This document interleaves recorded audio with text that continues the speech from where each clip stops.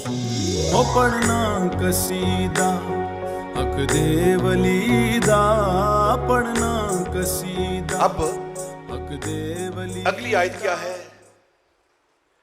بینہما برزخن، آد ہوا محمد صلی اللہ علیہ وسلم، وہ نبی پاک کی ذات ہیں، وہ نبی پاک کی ذات ہیں۔ اب برزخ کا معنی کیا؟ برزخ کہتے ہیں حد فاصل کو، حد فاصل کو، پردے کو، پردے کو۔ مثلا بات تھوڑی آسان کر کے سمجھاتا ہوں آپ کو۔ قبر جو ہے نا، قبر کی جو زندگی ہے، ہم اس کو قبر کو برزخ کہتے ہیں۔ برزخ کی تعریف یہ ہے، اس کے اندر یہ صلاحیت ہوتی ہے، یہ دو چیزوں کے درمیان واسطہ، رابطہ اور وسیلہ ہوتا ہے۔ برزخ کا معنی کیا ہے؟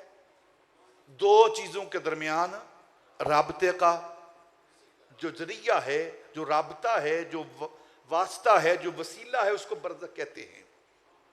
تو قبر یہ برزخ ہے، کس دو چیزوں کے درمیان؟ ایک عالم اسباب کے درمیان، یہ جو جہاں ہم رہ رہے ہیں، اور ایک عالم آخرت کے درمیان۔ کوئی بندہ مر کر سیدھا عالم آخرت میں نہیں جائے گا، کہ جائے گا کوئی؟ سیدھا عالم آخرت میں نہیں جائے گا، حشر کے میدان میں سیدھا نہیں کوئی بھی جائے گا۔ پہلے قبر میں جائے گا، پھر قبر اسے عالم آخرت کے ساتھ ملائے گی۔ پہلے اس جہاں سے قبر میں، اور پھر قبر سے اگلے جہان میں۔ تو قبر جو ہے یہ عالم برزخ ہے۔ گھبرائیں نا، آپ کو قبر کی فکر نہیں ہونی چاہیے۔ جن کے سینوں میں نبی پاک کی محبت ہے، اہل بیت کی محبت ہے، صحابہ کی محبت ہے، انہیں قبروں کی کیا فکر ہے؟ آپ فکر نہ کریں۔ وہ اور ہیں جن کی قبروں میں ٹھوئیں آئیں گے، کیڑے آئیں گے، مکوڑے آئیں گے، سانپ آئیں گے، پتہ نہیں کیا کیا آئیں گے۔ ہماری قبروں میں تو نبی آئے گا، علی آئے گا۔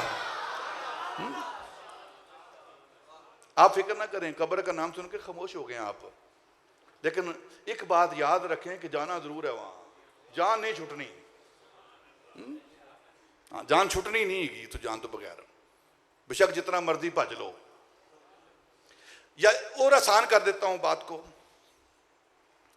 برزخ کہتے ہیں واسطے کو، ذریعے کو، وسیلے کو۔ اس کی ایک مثال دیتا ہوں۔ اگر ہم نے پانی گرم کرنا ہو تو کیسے گرم کریں گے؟ بالٹی بھر کے اگ دے اتے پاؤ،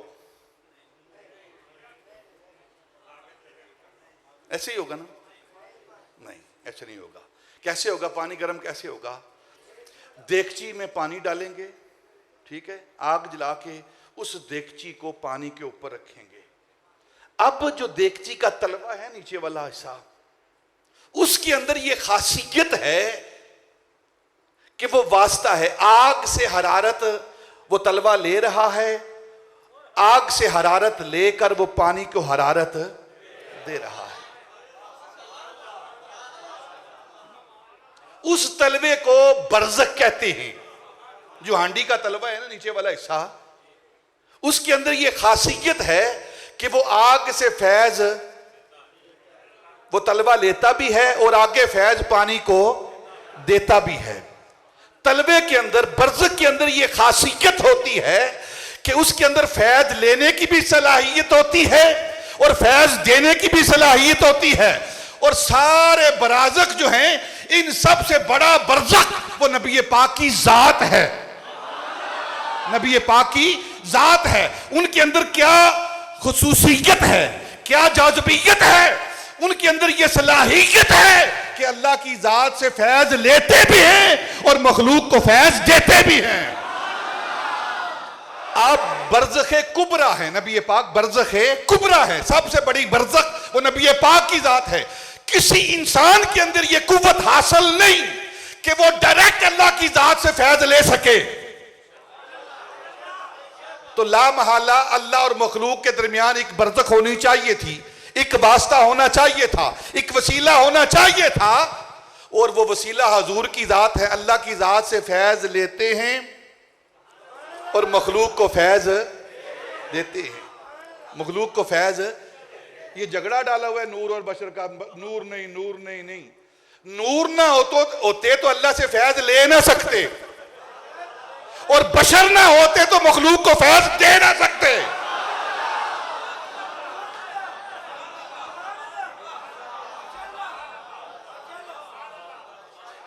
نور نہ ہوتے تو فیض لے نہ سکتے، بشر نہ ہوتے تو فیض دے نہ سکتے۔ تو اللہ رب العزت نے دونوں قوتیں رکھ دی، ایک ہی وقت میں محبوب نور بھی ہے اور محبوب بشر بھی ہے۔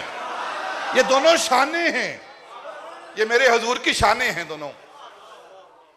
اور بینہما برزخ لا یبغیان، ان دو باہروں کے درمیان ایک برزخ ہے، وہ ذات مصطفیٰ ہے، وہ والضحیٰ کے چہرے والا ہے، وہ واللیل کی زلفوں والا ہے، وہ مازاق کی یقین والا ہے، وہ یاسین کے دانتن والا ہے، وہ ید اللہ کے ہاتھوں والا ہے، علم نشرہ کے سینے والا ہے۔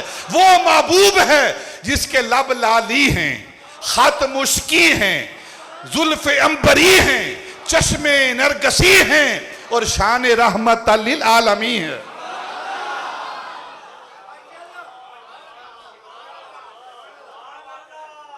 میری آواز پیچھے والے ساتھیوں تک پہنچ رہی ہے؟ پھر آپ نہیں بول رہے یار، کہ سمجھ نہیں آئی آپ کو؟ پھر آپ بھی بولیں سبحان اللہ، پیچھے والے بھی، پیچھے والے بھی بلند آواز سے سبحان اللہ۔ اللہ رب العزت نے فرمایا بینہما برزخ لا یبغیان، ان دو باہروں کے درمیان ایک برزخ ہے جو دونوں باہروں کو تلاطم میں نہیں آنے دیتے، بپھرنے نہیں دیتا۔ یہ برزخ جو ہے دو باہروں کو بپھرنے نہیں دیتا، تلاطم میں نہیں آنے دیتا۔ اب دو باہر کون سے ہیں؟ صرف اشارہ کر رہا ہوں اب میں۔ ایک باہر علی ہے اور ایک باہر فاطمہ ہے۔ انسان زندگی گزارتا ہے، میاں بیوی آپس میں اکٹھے رہتے ہیں، جو مرضی ہو جائے، ایک وقت آتا ہے ان دونوں کے درمیان کبھی نہ کبھی آپس میں اختلاف ہوتا ہے، ان کے اندر تلاطم آتا ہے۔ اگر سیدہ فاطمہ رضی اللہ تعالیٰ عنہ کی زندگی کا مطالعہ کر لیں، مولا علی کی زندگی کا مطالعہ کر لیں، ان دونوں کے اندر آپس میں اختلاف ہوئے ہیں، آپس میں ناراضگیاں ہوئی ہیں۔ شیعہ سنی کتابیں سب بری پڑی ہیں اس بات سے۔ چار مقام ایسے ہیں کہ سیدہ طیبہ طاہرہ سیدہ فاطمہ الزہرا رضی اللہ تعالی عنہا مولا علی سے ناراض ہو کر اپنے باپ، اپنے والد کے گھر گئی ہیں۔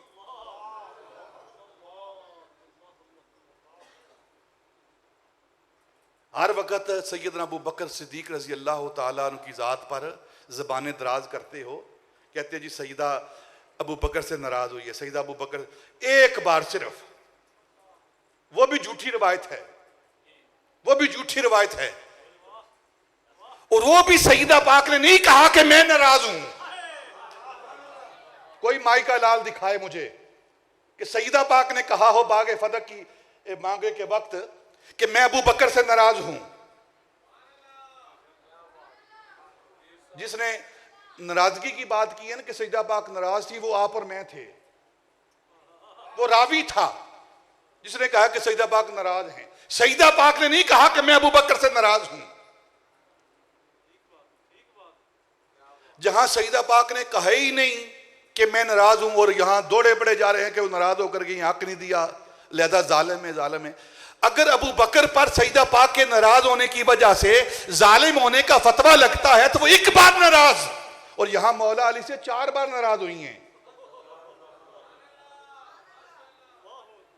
کوئی شیعہ انکار کرے اس بات سے، ان کی کتابیں بتائیں گی کہ 4 بار سیدہ مولا علی سے ناراض ہو کر اپنے ابا جی کے گھر گئی ہیں۔ یہاں فتویٰ کیوں نہیں لگاتے تم؟ کیوں نہیں لگاتے فتویٰ یہاں؟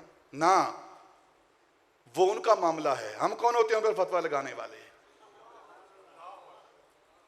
ماں باپ اگر آپس میں کوئی بات کر لیتے ہیں، جو حلالی پتر ہوتا ہے نا، وہ نہ ماں کو گالی دیتا ہے نہ باپ کو گالی دیتا ہے.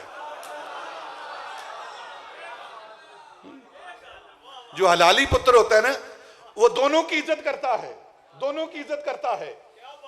نہ وہ ماں کو گالی دیتا ہے نہ باپ کو گالی دیتا ہے. وہی باپ اور ماں کو گالی دے گا جس کے نطفے کے اندر فرق ہوگا. اگر سیدنا ابو بکر صدیق رضی اللہ تعالیٰ اور سیدہ فاطمہ کو آپس میں معاملہ ہوا ہے، وہ جانے، وہ جانے. تجھے کیا ہمت ہے کہ تو سیدنا ابو بکر کو برا کہے؟ 4 بار سیدہ ناراض ہو کر مولا علی سے اپنے گھر گئی ہیں، اور پھر حضرت مولا علی ناراض ہو کر سیدہ پاک سے جدا ہو کے باہر گئے ہیں. یہ جو حدیث پاک آپ سنتے ہیں نا علماء سے، جو سب سے پیارا لقب ہے نا حضرت مولا علی کا، جو مولا علی کو پسند ہے، وہ کون سا ہے؟ بولو نا یار، ابو تراب. سب سے مولا علی سے پوچھا نا، آپ کو سب سے پیارا لقب، آپ شیر خدا بھی ہیں، بڑے بڑے القاب ہیں، حیدر بھی آپ کو کہا جاتا ہے، آپ کو سب سے پیارا لقب کون سا ہے جو آپ پسند کرتے ہیں؟ تو حضرت مولا نے کہا، میں بوتراب کا لقب سب سے زیادہ پسند کرتا ہوں. پوچھا کیوں پسند کرتے ہیں؟ فرمانے لگے، حیدر کا لقب میری ماں نے مجھے دیا ہے اور بوتراب کا لقب مجھے مصطفیٰ نے دیا ہے. مصطفیٰ نے دیا ہے. اب بوتراب کا لفظ ہے، یہ کب ملا ہے؟ ایک ہے شان نزول، جب قرآن کی آیات نازل ہوتی ہیں نا، تو ان آیات کے نازل ہونے کا جو لفظ استعمال کیا جاتا ہے نا، اصطلاح استعمال کی جاتی ہے، اسے کہتے ہیں شان نزول. اور جب کوئی حدیث پاک نبی پاک بیان کرتے ہیں، کوئی بات فرماتے ہیں، تو اس حدیث پاک کے آنے کا جو لفظ استعمال ہوتا ہے اسے شان ورود کہتے ہیں.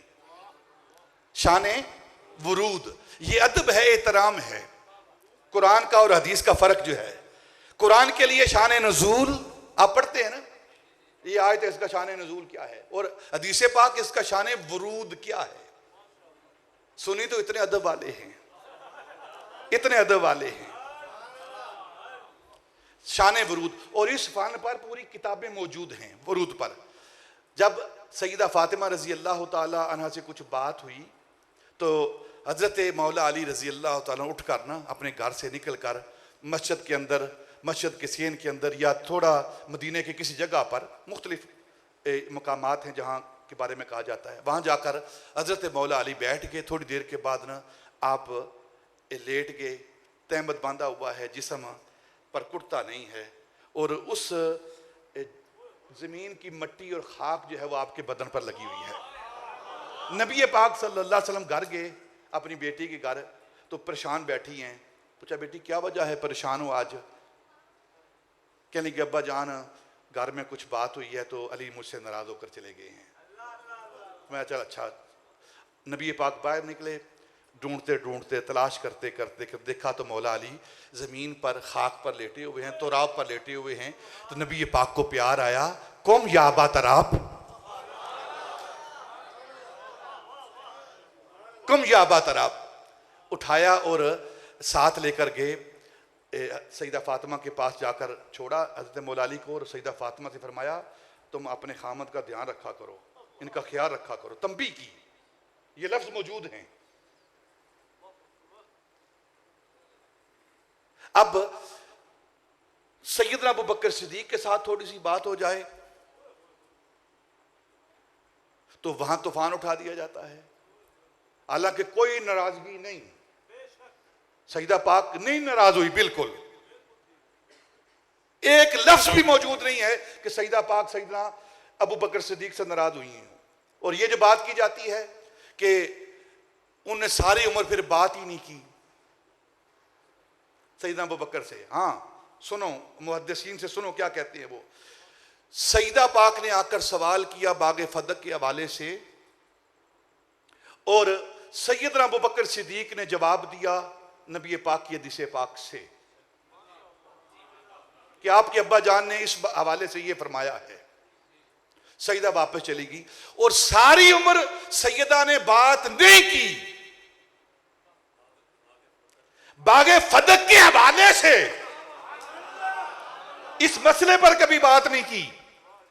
کہتے جی ابو بکر سے بات نہیں کی، ابو بکر سے بات نہیں کی، وہ ساری عمر ناراض رہی ہیں، انہوں نے بات نہیں کی. آپ علماء کو، محدثین کو، شارحین کو پڑھیں، انہوں نے کہا کہ ساری عمر سیدہ پاک نے حضرت ابو بکر صدیق سے اس مسئلے میں بات نہیں کی، نہ کہ مطلق سیدنا ابو بکر سے بات ہی نہیں کی.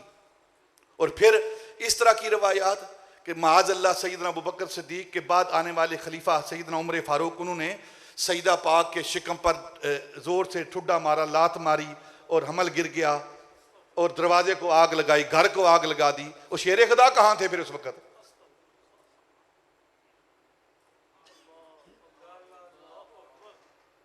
یہ ان کی شان بیان ہو رہی ہے یا ان کی گستاخیاں کی جا رہی ہیں؟ یہ ساری تاریخ کی جھوٹی روایات ہیں، تاریخ کی جھوٹی روایات ہیں. آؤ اللہ کے قرآن سے پوچھتے ہیں کہ اہل بیت کا، صحابہ کا، ان کے آپس میں معاملہ کیا تھا. قرآن سے سچی کوئی کتاب ہے؟ بولو یار، قرآن سے سچی کوئی کتاب ہے؟ اللہ رب العزت قرآن پاک میں ان اصحاب کے بارے میں، محبوب کی ذات کے ساتھ رہنے والوں کے بارے میں کیا کہہ رہا ہے؟ محمد الرسول اللہ والذین معاہ، والذین معاہ، جو ان کے ساتھ رہتے. کس کے ساتھ؟ کس کے ساتھ؟ حضور کے ساتھ، میرے محبوب کے ساتھ جو رہتے ہیں، جو محبوب کی معیت میں، محبوب کے ارد گرد رہتے ہیں، ان کی شان کیا ہے؟ اشداء علی الکفار، وہ کافروں پر بڑے سخت ہیں. کافروں پر بڑے کتنے سخت ہیں؟ بدر پڑھ لو. کتنے سخت ہیں؟ احد پڑھ لو. کتنے سخت ہیں؟ حنین پڑھ لو. کتنے سخت ہیں؟ خندق پڑھ لو. اور آپس میں کیسے ہیں؟ رحماء بینہم، رحماء بینہم، آپس میں بڑے رحم دل ہیں، بڑی محبت کرنے والے ہیں، بڑے رحیم ہیں آپس میں. رحماء بینہم، آپس میں بڑے رحم کرنے والے ہیں، لیکن کفار کے ساتھ بڑے سخت ہیں. قرآن کہے کہ آپس میں بڑے رحم دل ہیں، اور کوئی اٹھ کر کہے جی تبری نے یہ لکھا ہے، ابن کثیر نے یہ لکھا ہے. تو اب ابن کثیر کی بات مانیں، تبری کی بات مانیں، یا اللہ کے قرآن کی بات مانیں؟ ایک جملہ آپ سے کہتا ہوں، ہم اہل سنت صحابہ کو تاریخ کی کتاب میں نہیں دیکھتے. بولو سبحان اللہ یار. پھر ہم اہل سنت صحابہ کو تاریخ کی کتاب میں نہیں دیکھتے، ہم صحابہ کو رسول اللہ کی جناب میں دیکھتے ہیں. ہم صحابہ کو تاریخ کی کتاب میں نہیں دیکھتے، ہم اللہ کی کتاب میں دیکھتے ہیں کہ اللہ نے کیا فرمایا ہے ان اصحاب کے بارے میں. اب نبی پاک صلی اللہ علیہ وسلم برزخ ہیں ان دو بحروں کے درمیان، بحر علی اور بحر فاطمہ کے درمیان. جب بھی ان دونوں کا آپس میں کوئی معاملہ ہوا ہے، کوئی تلاطم آیا ہے، تو درمیان میں مصطفیٰ برزخ بن کر مصطفیٰ آئے. اور یہ تفسیر میں نہیں کر رہا، امام جعفر صادق کر رہے ہیں. جو فتویٰ لگانا ہے ان پر لگاؤ. وہ کہہ رہے ہیں کہ برزخ سے مراد حضور کی ذات ہیں اور بحرین سے مراد علی اور فاطمہ کی ذاتیں ہیں. وہ برزخ کا معنی میں نے آپ کے سامنے رکھ دیا ہے، یا کوئی اور معنی کر دیں وہ کہ برزخ کا کوئی اور معنی ہے. یہی معنی ہے برزخ کا. جب بھی آپس میں ان کا کوئی بات بنی ہے، کوئی اختلاف ہوا ہے، درمیان میں حضور آئے ہیں، برزخ آئی ہے اور دونوں کے تلاطم کو ختم کر کے دونوں کا معاملہ حل کر دیا ہے. اب جب یہ دو بحر ملتے ہیں، دو بحر یہ ملتے ہیں تو پھر ملنے کا نتیجہ کیا ہوتا ہے؟ اللہ رب العزت قرآن پاک کے اندر ارشاد فرماتے ہیں یخرج منہم اللؤلؤ والمرجان، ان دو بحروں کے ملنے سے موتی نکلتے ہیں، ایک موتی کا نام لولو ہے، ایک موتی کا نام مرجان ہے۔ حضرت عبداللہ بن مسعود رضی اللہ تعالی عنہ کہتے ہیں کہ یہ جو لولو اور مرجان ہے یہ کیا ہیں؟ آپ کہتے ہیں کہ لولو کہتے ہیں بڑے موتی کو اور مرجان کہتے ہیں چھوٹے موتی کو۔ مرجان کہتے ہیں چھوٹے موتی کو، اور جو یہ علم الاحجار رکھنے والے ہیں، پتھروں کے شوق رکھنے والے ہیں، گونٹیاں پہنتے ہیں، انہیں اس بات کا علم ہونا چاہیے کہ لولو کا رنگ سبز ہوتا ہے، مرجان کا رنگ سرخ ہوتا ہے۔ مرجان کا رنگ سرخ ہوتا ہے، اور لولو بڑا موتی سیدنا امام حسن کی طرف، یہ ان کی شہادت کی طرف اشارہ ہے، انہیں زہر دیا گیا ہے اور زہر سبز رنگ کا ہوتا ہے۔ اور مرجان چھوٹا موتی، اور چھوٹا موتی سرخ موتی، اور سرخ موتی یہ سیدنا امام حسین کی شہادت کی طرف اشارہ ہے جو ان کا خون بہایا گیا ہے، جو ان کا خون یخرج منہم اللؤلؤ والمرجان، ان دو موتیوں سے مراد ایک لولو ہے، ایک مرجان ہے، ایک حسن ہے، ایک حسین ہے، ایک حسن ہے اور ایک